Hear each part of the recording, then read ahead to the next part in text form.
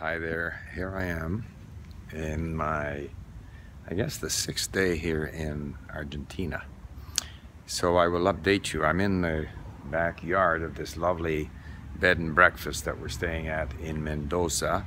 Mendoza is the capital of the wine industry here in Argentina.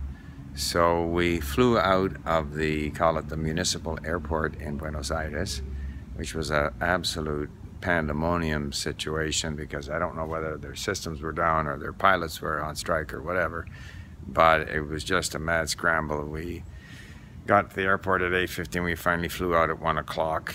Very happy to get on a plane and flew across the country due west towards the mountains. Right here in Mendoza, you're basically just in almost the foothills of the Andes. You can see the Andes mountains with their snow-capped peaks. Very nice, I would say. Gives the impression of being a quiet city. On the flight over, I bought a book in Spanish on the history of Argentina, and I love reading about history, and so it was quite interesting to realize that Argentina didn't develop from Buenos Aires moving west, say the way North America developed from the Atlantic coast moving west.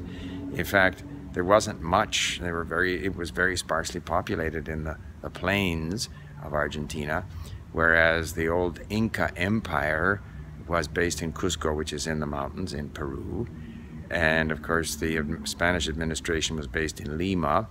So it was more, and the mines were up there, Potosí and so forth. So it was more the effect of that, populous base sort of expanding eastward into what is now Argentina. And then with the development of the mines, then, these communities that developed in Argentina, near Mendoza, for example, were supplying to the mines, and that was the sort of business activity until the late 19th century, when agriculture and railroad and all this expansion happened in Argentina, which really gave impetus to Buenos Aires. At least that's what I've been able to glean so far from reading my book. It's also good for my Spanish. I have to confess I haven't been doing any Arabic. Today we visited a vineyard, a winery, and had a fabulous lunch and sampled different wines. Once you get out of the big cities, things are pretty simple, pretty slow paced here in Argentina. Low slung houses, easy pace, pleasant people. And of course I have a cousin who lives here, and so we were also at their place last night. My cousin and her husband and son, and of course I'm traveling with another couple, and they cooked up a barbecue at their home, outdoor barbecue. So we have had a lot of beef at this point. We don't need to see any beef for a while because we haven't had beef every day. Good beef, but enough is enough. It's interesting, the husband of my cousin here, he has a business. He has software engineers here in Mendoza, in Colombia, in Peru, and he works for mostly customers in the United States.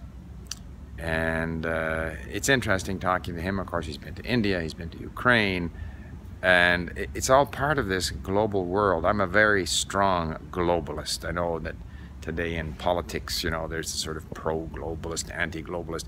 I think it's pointless to be anti-globalist. We're going to be increasingly globalist. The world is getting smaller. We are connected. People are doing business.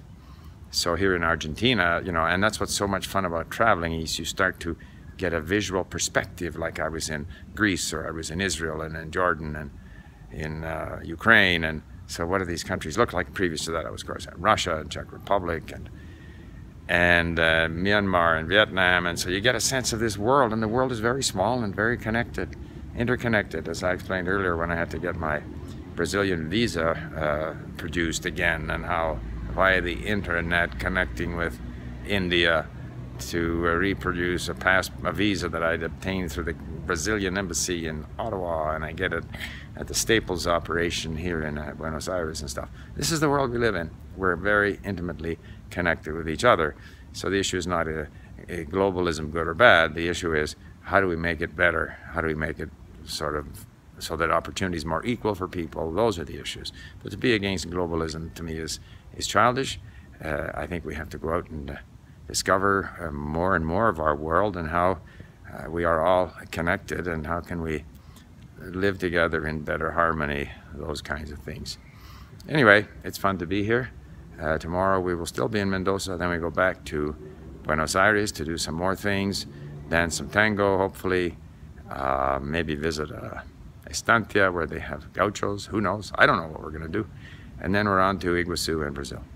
Okay, that'll update you for now. People wanted a longer vlog. I would do this in the street there, but it's so noisy, I thought it would be better to retreat back here to the garden. Bye for now.